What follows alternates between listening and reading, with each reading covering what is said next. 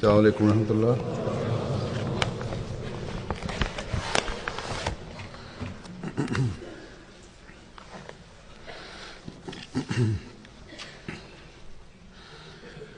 أشهد أن لا إله إلا الله وحده لا شريك له وأشهد أن محمدا عبده ورسوله أما بعد فأعوذ بالله من الشيطان الرجيم بسم الله الرحمن الرحيم الحمد لله رب العالمين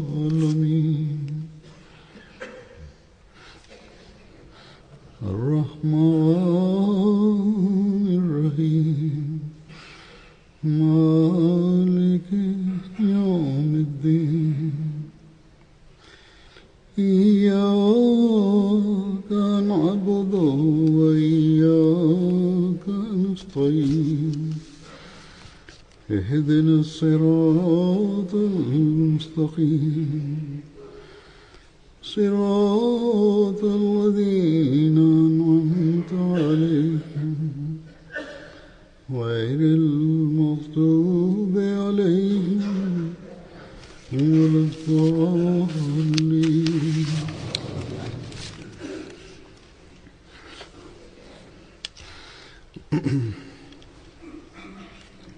Yüce Allah kendi lütfuyla, emtiye vasıtasıyla Ahmediye dünyasına şöyle birleştirmiştir ki şimdi Avrupa'nın turları ve cemaat programları ve gazeteleri dinlemek için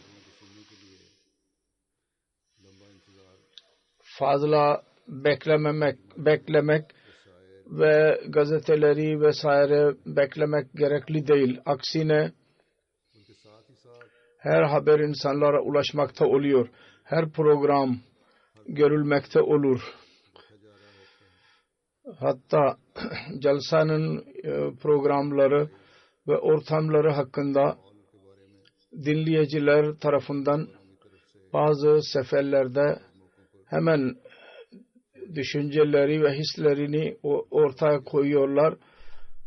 Programlar hakkında insanlar kendi fikirlerini ileri sürüyorlar. Kısacası geçen günlerde herkesin bildiği gibi Almanya'nın jalsası oldu.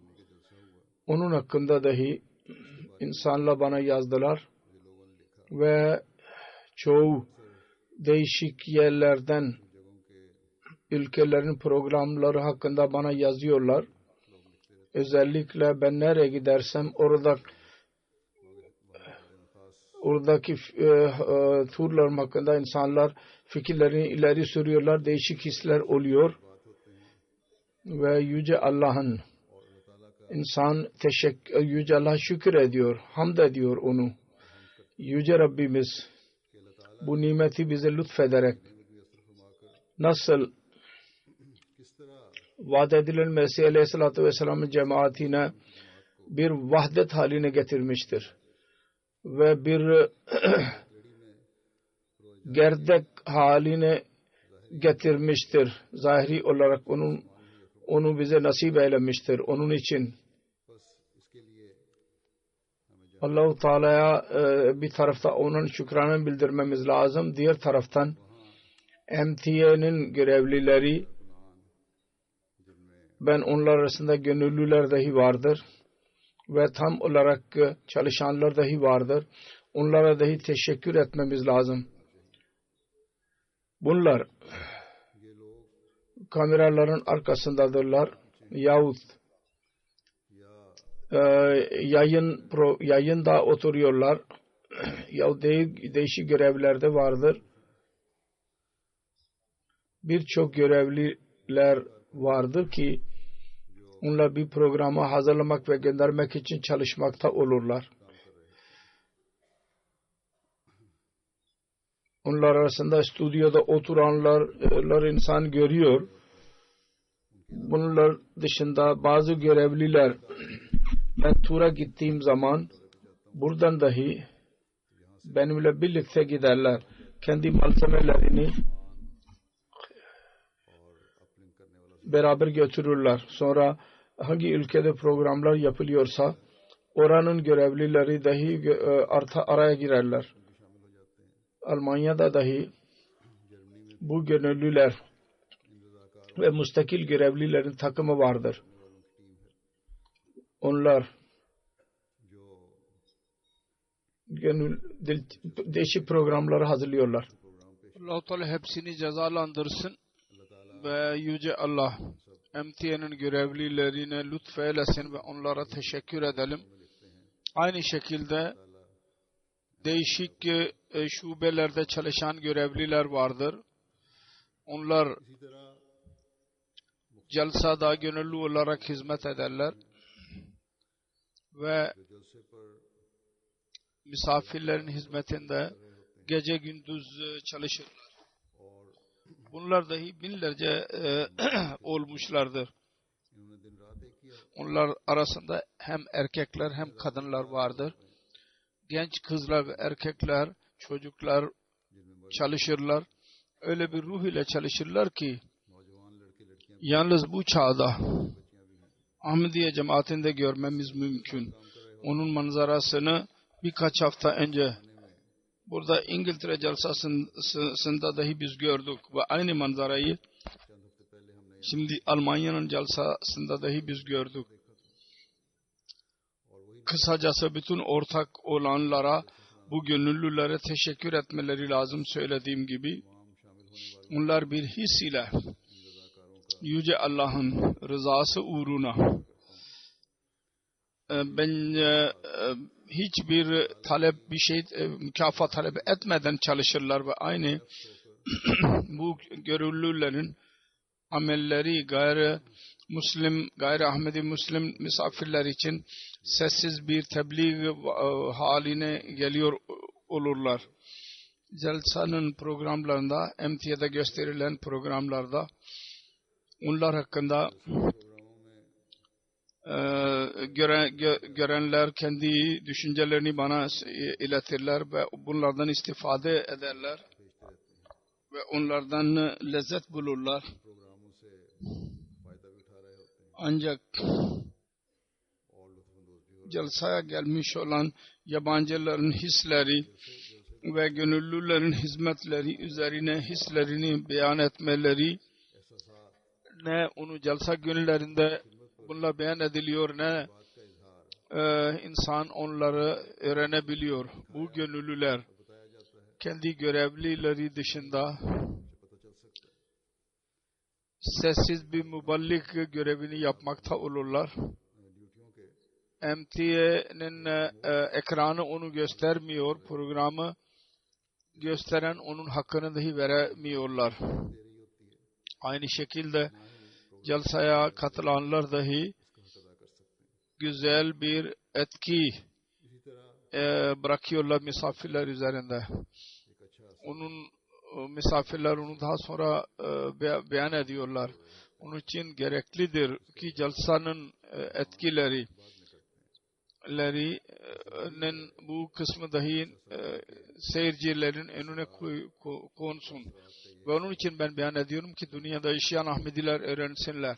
Celsanın etkileri nasıl yabancılar için olağanüstü bir şekilde onlar üzerine etki yapıyorlar ve çalışanlar ve ortak olanlar dahi bilsinler ki onların tavırları nasıl sessiz bir şekilde gayrimüslimler İslamiyet'in güzel talimatına yaklaştırıyorlar.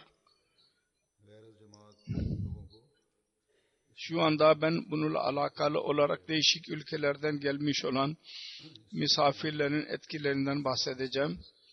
Ki celsanın bereketlerinin bu kısmı dahi önümüze çıksın ve Yüce Allah'a teşekkür etme fırsatı bulalım ve kendi durumlarımızı daha da iyileştirelim. Buna dikkatimiz çekilsin. Arbiyun nesli Arap olan Halid bin Has Bey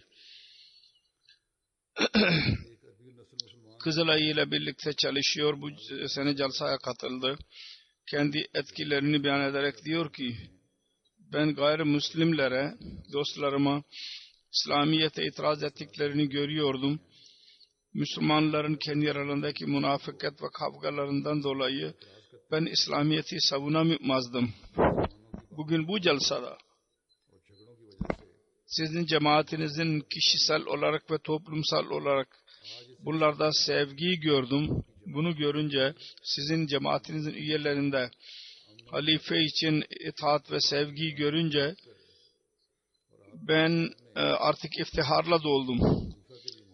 Öyle bir cemaati biz kendi gözlerimizle gördük ki onun üyeleri barışseverdirler. Onların içtimaları münezzemdir. Diyor ki ben şimdi örneğinizi en güzel bir şekilde dostlarımın önüne sürüyorum ve onların İslamiyet hakkında yaptıkları itirazların savunmasını yapabiliyorum. Sonra Alman bir dost jalsaya katıldı. Diyor ki ben bu jalsaya katılmadan önce gazeteler okurdum. Gazetelerde okurdum ki Ahmediler barışı seven kimselerdir. Fakat kalbimde bir düşünce vardı.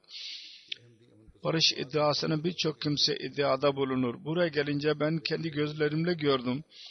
Barış iddiaları ve fiili şehadet yalnız bu jalsada görmek mümkün. Burada insanlar sevgi ile barış içinde zaman geçiriyorlar ve gelen misafirlere dahi hoş geldiniz diyorlar. O kadar büyük bir içtima ve o kadar barış doludur ki insan hayret içinde kalır. Yoksa 500 insan dahi bir yerde birleşirlerse mutlaka kavga olur. Ben jalsaya katılarak ve sizin bu barışsever toplumu görerek sizin barış iddianızı destekliyorum. Sonra Alman bir bayan Terasi Ugala Merasi Ugala cemaat ile irtibat halindedir ve jalsa esnasında biyet programını dahi gördü. Diyor ki benim sorularım hemen hemen teker teker cevaplandırılmış oldu. Şimdi hissediyorum ben daha fazla misafir olarak gelmeyeceğim. Çünkü ben şimdi kendim biyet ederek cemaate katılmak niyetindeyim. İstiyorum.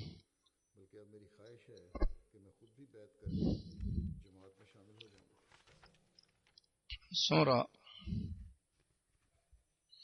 bir bayan var, Maria Jose.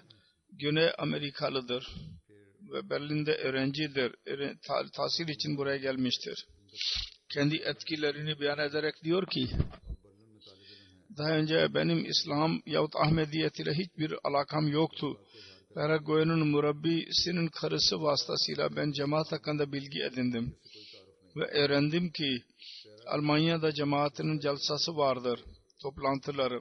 Ben toplantıya katılmak için geldim. Buraya gelince ben hayret içinde kaldım. O kadar kavimler, Müslüman, değişik renklerden olan insanlar o kadar birlikte bulunuyorlar. Her tarafta barış havası vardır. Herkes mutmaindir. Hiçbir insanın bir korkusu yoktur. Benim için böyle barış dolu bir toplumda katılmam bir ilk tecrübemdi. Ben istiyorum ki Berlin'e geri gidince Ahmediye cemaatinin camisiyle irtibata gireceğim ve bu cemaat ile irtibatımı pekiştireceğim. Ben kalp tesellisi buldum sizin bu jalsada. Sonra Makedonya'da bir kuruluşta çalışan 3 bayan gelmiş idi. Diyorlar ki bizim orada Makedonya'da birçok Müslüman vardır. Fakat İslamiyet'in bu kısmı ve bunun öyle toplumsal gösterişi benim için beklenmedik bir şeydi.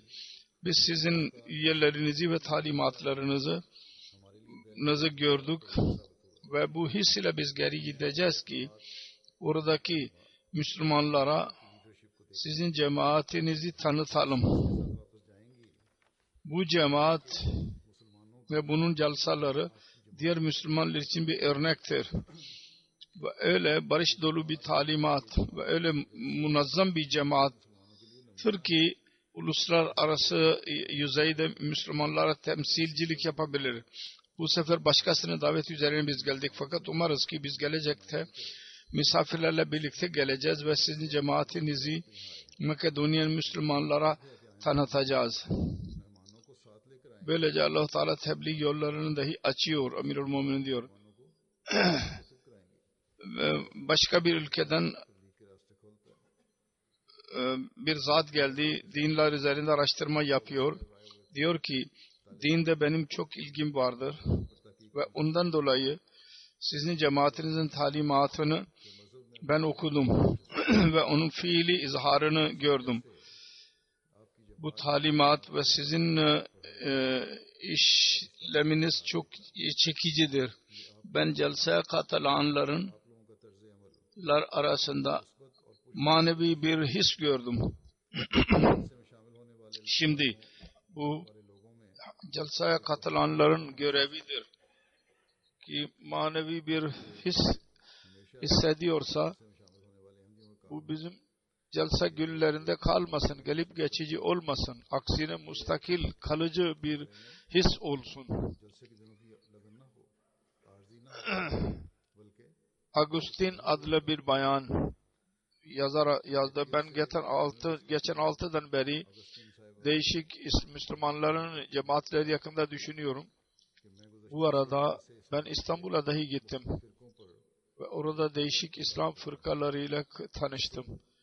Fakat burada Ahmediye cemaatinin imamını görünce benim kalbimin durumunu beyan etmek için elimde kelimeler yoktur. Ben ona sordum, mülakat arasında soru sorduydum. Şu anda mollalık ve terörizmin ne tedavisi vardır? 2 kelime ile onun mükemmel cevabını verdi. Dedi ki meselelerin tek çaresi şudur ki asıl talim ve terbiye ve İslamiyet'in talimatı onlara gösterilsin. Diyor ki gerçekten bu meselelerin en güzel hallidir. Ve bu güzel hallin idrakını şu çağda bize Hz. Resulullah sallallahu aleyhi ve sellem bir sevgilisi vermiştir. Ve bu talimatı bize vermiştir. Onun için her Ahmedi yabancıların bu etkisine yalnız iftihar etmemeli. Aksine her zaman fiili durumlarımızı iyileştirmek için çaba sarf etmeliyiz.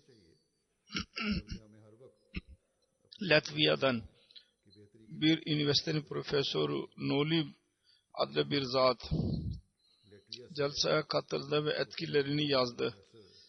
Ben hayatımda ilk defa Müslümanların o kadar büyük bir toplantısına katıldım. Ben Ahmediye cemaatinin imamını yakından ilk defa gördüm. Benim için hayret verici bir tecrübe idi. Ben onu hayatım boyunca unutamayacağım. Benim hislerim ve kelimelerim benim hislerimi beyan edemiyor. Bu cemaat ve bunun halifesi diğer Müslümanlardan bambaşkadırlar, muhteliftirler ve ben bununla iftihar ediyorum. Her Ahmedi bunun üzerine bir etki bıraktı. Celsaya katılan. Bu sene Bosna Hersek'ten 46 kişilik bir delege celsaya katıldı. Bunlar arasında 18 Müslüman ve 28 tebliğ yapılan kimseleriydi. Bir misafir Yasemin Hanım bir NGO'nun başkanıdır. Cemaat ile tanıştı belli bir müddet önce ve celseye katıldı. Kendi arabasıyla bizzat kendisi 1200 kilometrelik mesafe kat ederek geldi. Dedi ki bu kadar büyük celseyi görünce ben hayret içinde kaldım. Ne biçim insanlardır bunlar. Celsenin bütün programlarda ben hiçbir eksiklik göremedim. Bu çalışanların hizmetlerinin etkisidir ki yabancıları etkilemeden kalmıyor. Sonra bir mesaj Necat bir politikacıdır Bosna Hersek'ten ve bir belediye başkanıdır. Celsanın bütün yöntemleri en güzel bir şekilde yapıldı. Ben daha önce böyle asla bir programa katılmamıştım. Bu celsa benim için değişik yönlerden ders vericiydi. Çalışanların ihlasını görerek ben dedim ki bunların imanı çok kuvvetlidir. Bunların sözünde ve fiilinde uygunluk vardır. Ve bu da bunların ilerlemelerinin sırrıdır. Bunlar bunu bunda yaratmanın sebebi hilafete bağlılıktır. Bunlar cemaate katılırlar. Hilafetin yanlış düşünceleri vardır zihinlerinde ve korku duyuyorlar. O da ortadan kalkıyor.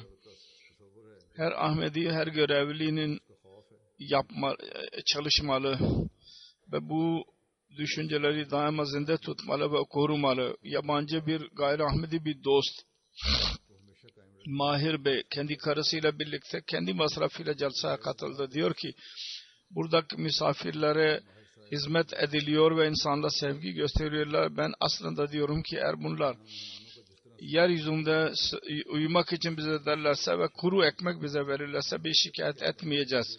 Çünkü onların sevgisini biz dünyada başka hiçbir yerde göremedik. Sonra Bosna Hersek'ten bir misafir ve celsaya katıldı. Bir hemşiredir. Meslek bakımından ve cemaat ile alakası vardır bir aileyle. Karısıyla, kocasıyla ve çocuğuyla birlikte celsaya katıldı. Cemaat ile işbirliği halindedir. Kocasıyla birlikte ve annesi babasıyla birlikte yolculuğun masraflarını kendisi üstlendi ve buraya geldi. Diyor ki celsanın bütün yöntemleri en güzel bir şekilde yapıldı.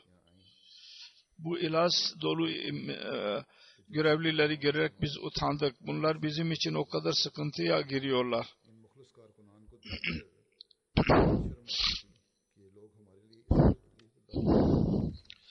Sonra celsaya katılan ilk defa celsaya katıldı. Celsanın ortamı bunun üzerinde olumlu bir etki yaptı. Diyor ki ben geri giderek aynı mesaj vereceğim. Bu celsayı görerek kalbimin durumunu beyan edemem.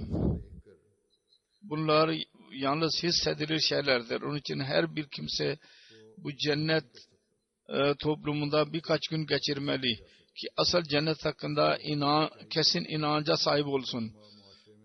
Bunlardan bazı meseleleri ortaya çıkaranlar olurlar. Kendi aralarında kavgalar yapanlar olurlar. Onlara bunların etkilerini düşünerek utanmaları lazım. Ve daima birbirleriyle sevgi göstermeleri lazım. Bulgaristan'dan dahi bu sene 52 kişilik bir delege celsaya katıldı. Almanya'da 20 Ahmedi idiler, 32 gayri Ahmedi idiler. Ve otobüs vasıtasıyla 30 saatlik bir mesafe yaparak toplantıya katıldılar. Bunlarda tüccarlar vardı, öğrenciler ve hocalar vardı. Değişik mesleklerle ilgili olan kimseler vardı. Bir bayan Esinova diyor ki ben ilk defa toplantıya katıldım. Bulgaristan'ın Ahmedilerinden celsa hakkında birçok şey duymuştum. Orada birçok kavim insanı vardı bir yerde. Her bir kimse ötekisine saygı ve sevgi gösteriyordu. Bu celsada. İnsan eğer hayatını değiştirmek isterse celsaya gelsin. Ben buradan birçok şey öğrendim. İki şeyi mutlaka beyan etmek istiyorum. Birisi Allah sevgisi öğretiliyor. Öteki insanlara birbirlerine karşı sevgi ve saygı gösteriliyor. Bulgaristan'ın bir cemaattir ki oradaki cemaatin kaydı iptal edilmiştir ve muhalif mollalar tarafından muhalefet sona haddi varmıştır ve hükümet onların etkisi altındadır. Bulgaristan cemaati için dua edelim. Cemaat tekrar orada kayıda yaptırabilsin ve cemaatin tebliğlerini yapabilsinler. Allah-u Teala kolaylık göstersin. Bulgaristan'ın delegesinin bir misafiri Sifko Anil Bey diyor ki ben ilk defa böyle bereket dolu celsaya katıldım. Kelimelerle beyan etmek zordur. Burada ben şunu öğrendim. Yalnız Ahmediler öyledirler ki gerçekten barışı öğretirler, saygı gösterirler ve dünyaya cennet halini getirmek isterler. Burada gerçekten hayatın nuru vardır. Öyle bir nur ki insana hayat verir. Ben hayatım boyunca bütün insanlara anlatacağım. Asıl İslam Ahmediyettir ve dünyada barış sağlamaya çalışır. Dua rica ediyorum diyor. Sonra bir delegenin bir misafiri Demorov diyor ki sizin konuşmanız vardı. Beni çok etkiledi.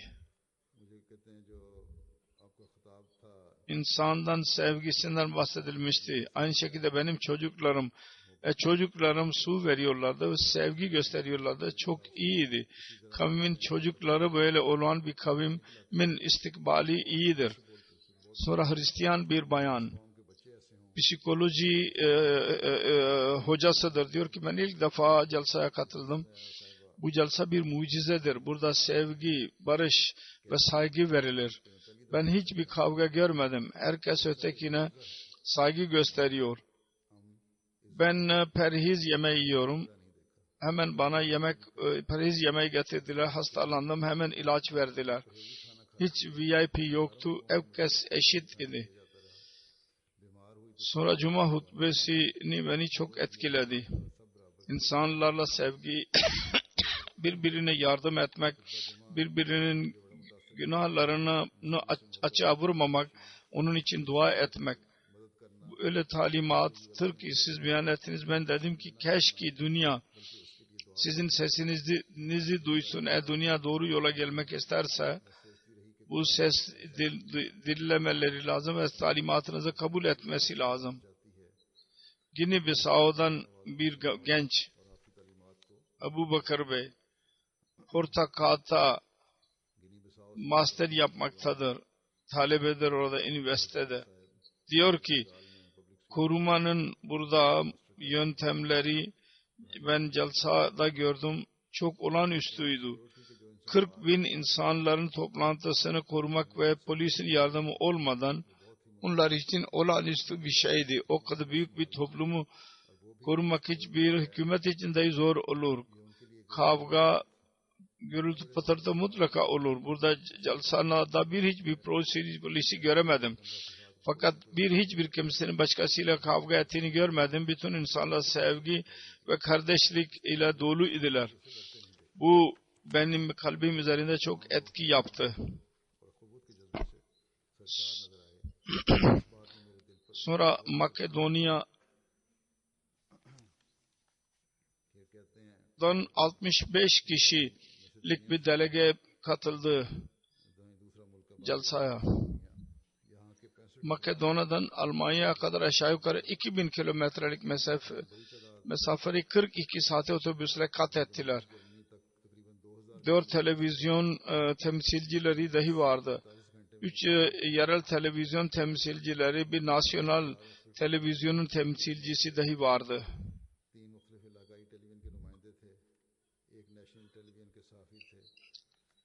Celsa esnasında kayıt yaptılar, değişiklerle insanlarla mülakat yaptılar ve 28 günü benimle dahi mülakat yaptılar. Kayıt esnasında diyorlar ki biz kayıt yaptık, onu biz televizyonda göstereceğiz. Bunda 32 Hristiyan ve diğerler Ahmedi ve Gayri Ahmedi idiler. Birisi son gün biat ederek cemaatimize katıldı. Makedonya'nın şehri Barevo'dan gelen bir misafir Belagista Sanchoz meslek bakımından avukattır. İlk defa celsaya katıldım. Bütün yöntemler iyiydi. Hiçbir eksiklik yoktu. Ve diyor ki çok etki bıraktı. Ben öğrendim ki İslamiyet'in asıl gayesi barıştır. İslamiyet güzel şeyi gösteriyor. Nasıl bir barış haline dolu bir toplum yapabiliriz. İyilik zafere ulaşsın ve kötülük yenilsin. Talimat budur. Buna amel edilirse dünyada savaş olmadan dünya barış dolu olabilir. Sonra dünya barışla dolabilir. Sonra diyor ki kadınların haklarından bahsettiniz. Bu güzel talimattır ve çocukların terbiyesi konusunda anne sorumludur ve onun rolü çok önemlidir. Kendi kelimelerinde bu konuşmayı kadınların haklarından şöyle beyan etti ki ben özet olarak diyeceğim ki siz dediniz ki kadın yuvayı korur ve koca dıştan yardım eder. Aile başkandır ve kadın boyun gibidir. Birbiri olmadan insan olamaz. Diyor ki biat benim üzerimde çok büyük etki yaptı. Öyle zannettim ki sanki zaman durdu. Her tarafta insanlar vardı. Bunlar mahrum olmak istiyorlardı. Bütün yollar bir yere gidiyorlardı. Ahmediye cemaati vardı orada. Orada celsa dışında sanki sahra vardı. Hiç kimse dışarıda yoktu. Fakat bazı şikayetler dahi vardır. Mutlu olmamalıyız. Allah-u Teala lütfetti. Bizim eksiklerimizi gizledi. Fakat terbiye şubesi şuna bakmak lazım. Bu şubenin gelecekte gerçekte çol olsun. Çünkü öyle şikayetler vardı ki celsa esnasında insanlar dışarıda geziyorlardı. Ve emtiyedekiler onları gösteriyorlardı. Halbuki iyidir gerçeği gösterdiler. Fakat celsaya daha fazla dikkat olmalı. Celsa yapılırken. Emtiye vasıtasıyla en azından birçok insan öğrendi ki ne eksik vardı. Diyor ki ben celsa günlerinde İslam hakkında bilgimi çok genişlettim.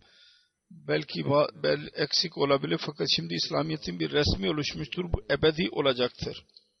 Kalıcıdır bu. Makedonya'dan gelen misafir bir bayan diyor ki televizyonda gazetecidir. Celsa yepyeni yönleri bana gösterdi. Bir zaman vardı ki İslam kelimesi bana haram idi. Şimdi ben İslamiyet'in yeni tanıtımını aldım. Bir gazeteci olarak bu tecrübeden dolayı size teşekkür ediyorum. Bu etkileri ben Makedonya'ya götürüyorum birlikte. Benimle mülakat vardı. Çok olumlu etki yaptı benim üzerime. Sonra diyor ki eğer İslamiyet'i öğrenmek istersek doğrudur. İslamiyet'i öğrenmek istersek Kur'an-ı Kerim ile direkt olarak onu öğrenmeliyiz. Gerçek İslamiyet'i radikal İslam ile birleştirmemeliyiz. Ki bugünlerde bazı kimseler onu belli ediyorlar. Sonunda şunu söylemek istiyorum. Ben Ahmediye cemaatinin imamının bütün cemaatlerinden teselli buldum. Ve siz bana yepyeni semt gösterdiniz. Yani ufuğa doğru benim dikkatimi çektiniz. Ben şimdi İslamiyet'in asıl resmini şimdi gördüm. Sonra Makedonya'dan, televizyondan bir gazeteciydi. Televizyoncu. Böyle bir toplantıya ilk defa katıldım. Benim için yepyeniydi. Ben Müslümanlar hakkında birçok şey öğrendim. Celsada çalışanlar yorgun değildiler. Çalışanların bu durum onlar için hayret vericiydi. Yorgun görülmüyorlardı. Bu benim için hayret vericiydi. O kadar fazla insanlar bir yerdeydiler. Ve herkes çalışıyordu. Ve hiçbir kimsenin meselesi yoktu. Ben mutlu oldum. Ben onlar arasında bulundum. Onlardan birçok kimse benim dostum oldu. ve dost bir zenginlik olur, para olur.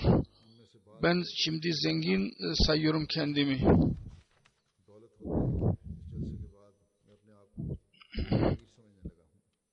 Sonra Makedonya'dan gelen bir misafir, televizyoncu diyor ki, Alauska, Jalsa benim için bir yepyeni bir tecrübeydi. Gazeteciler için yepyeni bir hadise, yeni bir şey oluyor. Ben kendimi şanslı görüyorum ki bu jalsayı direkt olarak gördüm ve bununla tanıştım. Jalsanın bütün yöntemler benim üzerimde etki yaptı. Bu jalsadan ben İslamiyet hakkında birçok şey öğrendim. Ben İslamiyet'i kabul edenlerle mülakat yaptım. Makedonya'ya geri gideceğim zaman bütün bu kayıtlarla bir dokumentary film yapacağım ve Makedonya'ya insanlarına bu mesajını vereceğim. Litvanya ile alakalı olan bir misafir diyor ki, Agusti Bey,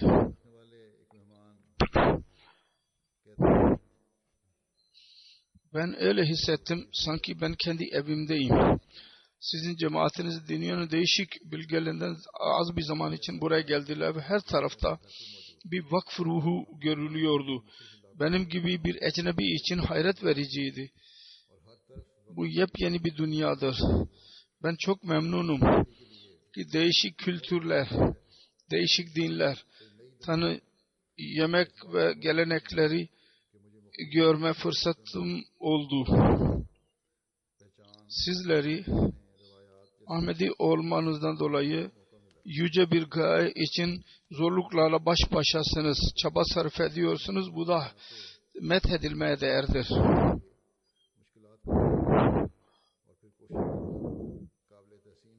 Sizin düşünceleriniz doğrudur. Litvanya'dan gelen bir misafir beyan ediyor. Cemaati o kadar yakından görmek benim için mutlu vericiydi. Daha önce ben Müslümanlar hakkında hiçbir bilgim yoktu. Bu jalsadan birçok şey öğrendim. Ve şimdi ben en iyi bir insan için hayatımı geçirebilirim. Bu dinin talimatları iyi bir insan olmak için bana yardımcı olacak. Güzel muamele yapıldı bana karşı. Yabancılar dahi bir değişiklik görüyorlar bize katıla. Ve bizim için bu jalsalar yapılıyor. Bizim ne kadar çaba sarf ederek kendi aramızda değişiklik yapmalıyız. Diyor ki ben hissettim sanki bir tek misafir benim ve her bir insan benim rahatımı düşünüyor. Ben bunu çok methediyorum. Sonra Litvanya'dan gelen bir misafir Ingrida bayan diyor ki ben ilk defa katıldım. Fakat o kadar sayıda insanların katılımı benim için hayret vericiydi. Burada değişik dinler ve kültürlerle insan vardı. Hepsi birbirine saygı gösteren kimselerdi. Bu programın güzel yöntemi vardı. Hayret vericiydi. Konuşmaları dinledikten sonra halife ile mülakat yaparak cemaat hakkında bilgi edinmeye daha fazla arzum çoğaldı. Ben sizin hakkında daha da okuyacağım. Çünkü Ahmediye cemaatin konuşmalarından ben öğrendim ki söylenen şeyler akla daha yakındır. Benim bu tecrübem daha faydalıdır. Ve gelecek senedeki celsayı bekleyeceğim. Fakat bir teklif verdi. Bence değişik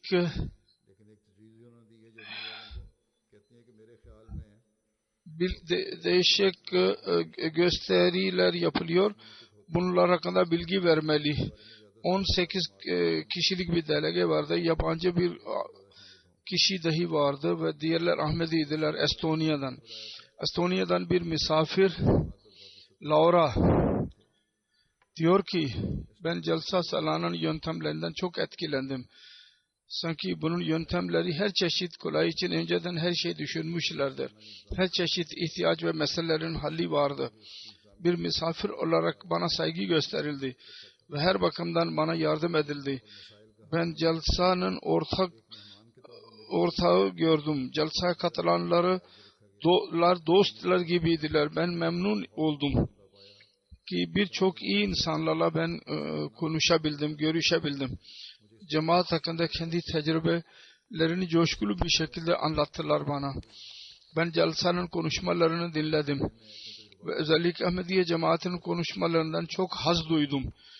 O da bugünkü problemler hakkındaydı. Yepyeni düşünceler vardı ve yeni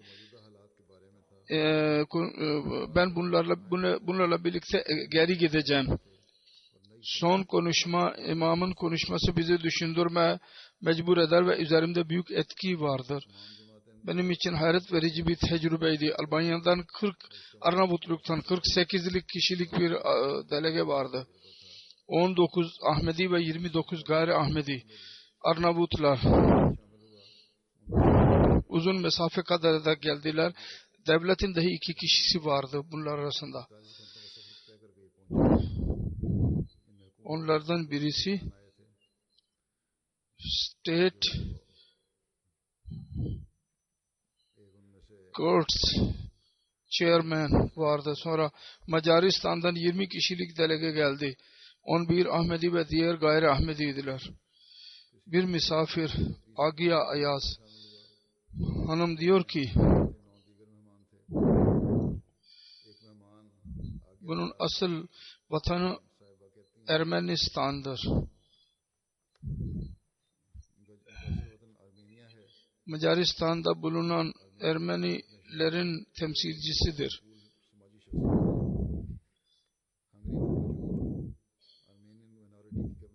Bir müballik diyor, bir gün celsa bitince kendisi dedi ki, binlerce Müslümanlar arasında ben korkusuz dolaşıyorum. Burada her insan kültürlüdür.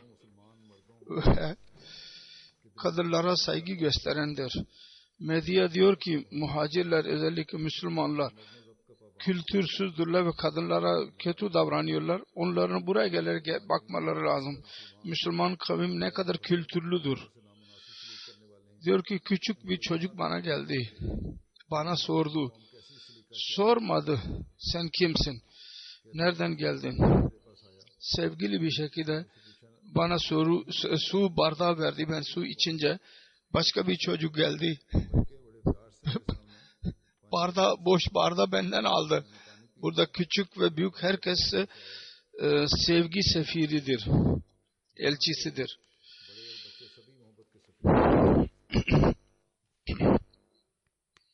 Onlara anlatıldı. Şu kadar katılımlar vardı. Hristiyanlar öğrenmeleri lazım. Kültürlü bir toplumda nasıl saygı gösterilir?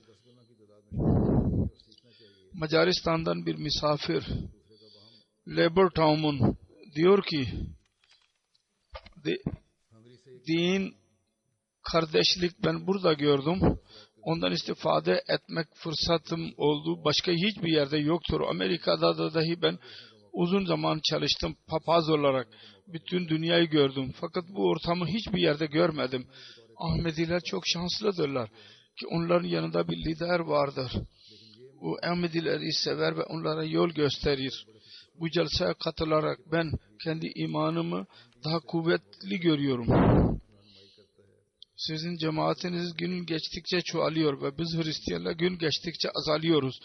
Bizim kiliselerimiz boşalıyor. Ahmediye cemaatin imamına sordum, dedi ki maddelik daha çoğalıyor ve maneviyat azalıyor. İnsanlara söylememiz lazım, bizim bir Rabbimiz vardır, ona inanarak dünyada barış olabilir. Benim sözümü ileri sürdü. Bir Suriyeli bir dost Akrem diyor ki ben bir ay önce cemaatle tanıştım.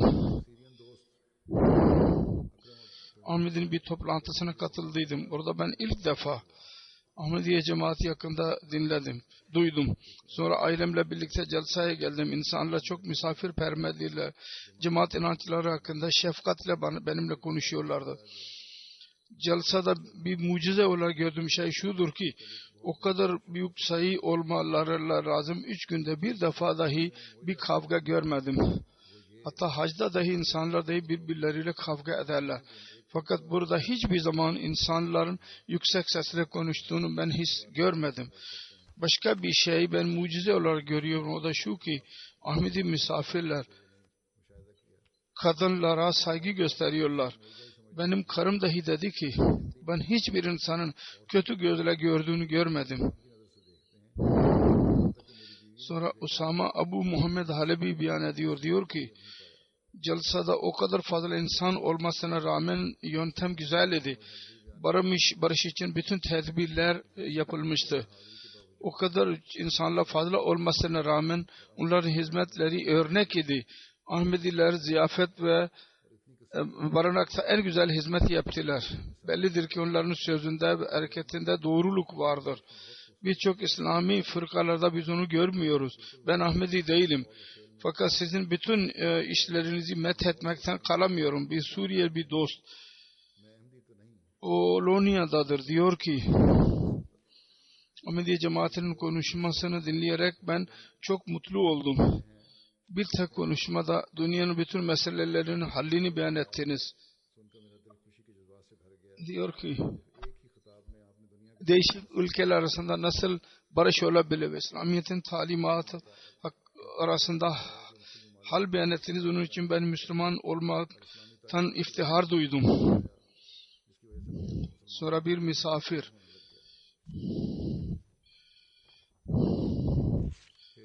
diyor ki Ahmediye cemaatinin imamı birbirleriyle fikir siyasisi dünya buna muhtaçtır. Kendi kelimelerinizle dünyanın bugünkü durum hakkında düşünmeye mecbur oldum. Kur'an-ı Kerim'in ayetlerini beyan ettiniz ki İslam asla terörist dini değil. Ve dedi ki Resulullah sallallahu aleyhi ve sellem öyle bir kimseydi ki düşmanları dahi affediyordu. Bu konuşmayı dinledikten sonra halife ben ilk defa hissettim ki asıl İslam nedir? İslam sevgi dinidir. Asla medyanın gösterdiği gibi değildir İslam. Almanya'da geçenlerde biat oluyor. Bu sene celsa esnasında 11 ülkeden 33 kişi cemaate katıldı biat ederek. Arnavut, Gambiya, Ghana, Cermen, Almanya, Marrakeş, Morocco, Türkiye ve Litvanya idiler. Çok hızlı konuştu Amirul Muminin. Celil Han Estonya'dan bir bayan vardı. Biat etti. Diyor ki ben Filistinliyim ve bir Estonyalı ile evliyim. İlk defa celsaya katılıyorum. İlk defa celsaya katıldıktan sonra cemaat hakkında birçok şüphem vardı. Geri gittiydim. Fakat bu sefer ben esnasında çok dua ettim. Ya Rabbi bana doğru yol göster. Eğer Ahmediye cemaat benim için doğru yol ise ve en güzel yol ise bana rehberlik etsin. Allah-u Teala bana yol göstersin. İkinci gün ben biat ettim. Allah-u Teala bana teselli verdi. Ben kendimi şanslı görüyorum.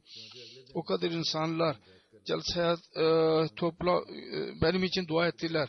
Geçen sene bütün konuşmaları ben dinleyememiştim. Fakat bu sene bütün konuşmaları dikkatli bir şekilde dinledim. Bunun neticesinde Allah-u Teala benim kalbimde yakin yarattı ki bu cemaat doğrudur.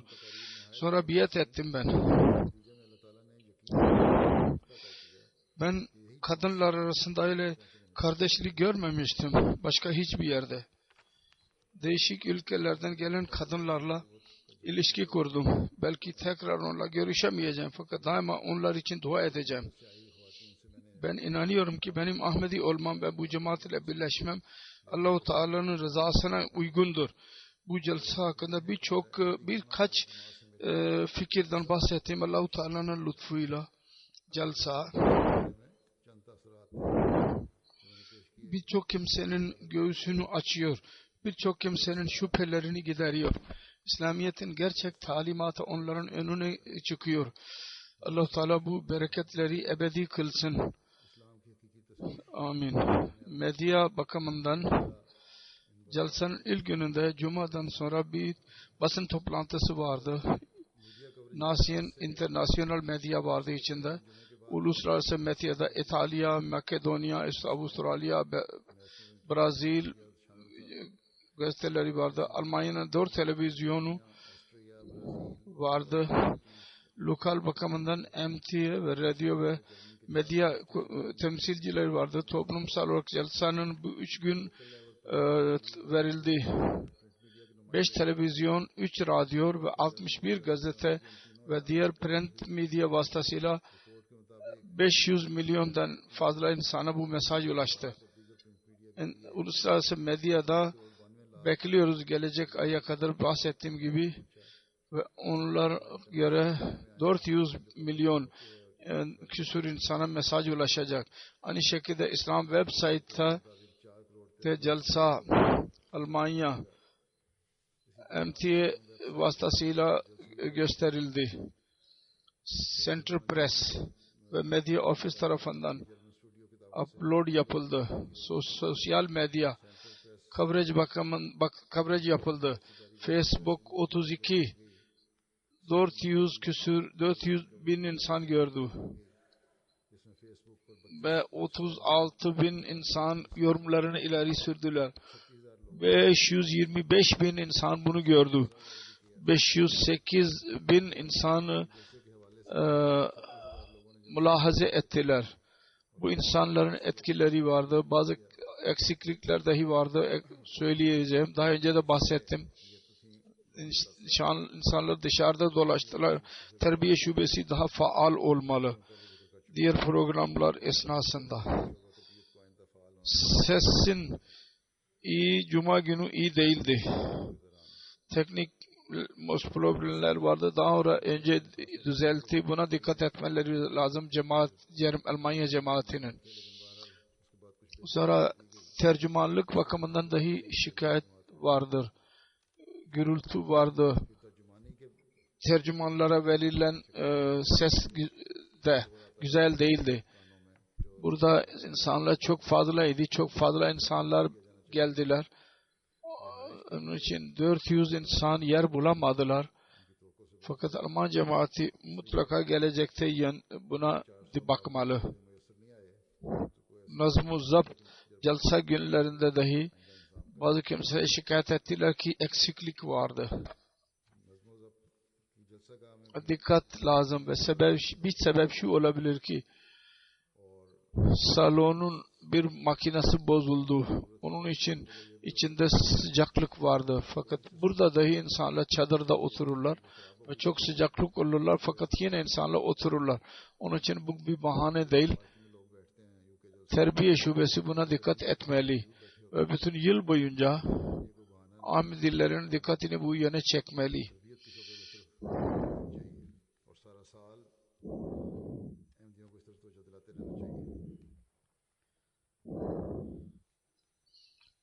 Kısacası eksikliklerden bazı kimselerini ben ettim. Siz dikkat edin.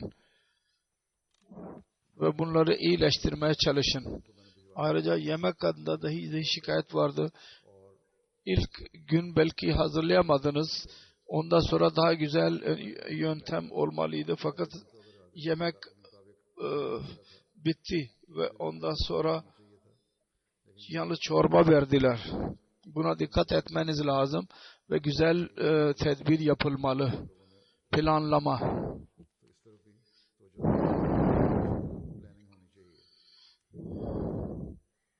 Yüce Allah bütün çalışanlara güç versin. Gelecekte bunu daha iyi bir şekilde yapsınlar. Bu tur esnasında bir caminin açılışını yaptım. Allah-u Teala'nın lütfuyla güzel bir etki oldu misafirler üzerinde ve açık olarak beyan ettiler. Bu İslam Almanya'da yayılmalı. Bu fonksiyon güzel bir şekilde televizyonda gösterildi. 2 gazete ve 2 televizyon temsilcileri vardı. Caminin açılışını dahi aşağı yukarı 2 milyona yakın insan gördü. 1,5 milyondan daha fazla insan. İslamiyet'in mesajı onlara ulaştı. Allah-u Teala Almanya cemaatine güç versin. Bundan daha fazla İslamiyet'in mesajını iletenler olsunlar. Ve şimdi tanıtım olduğu onda daha da genişlik yaratsınlar. Amin.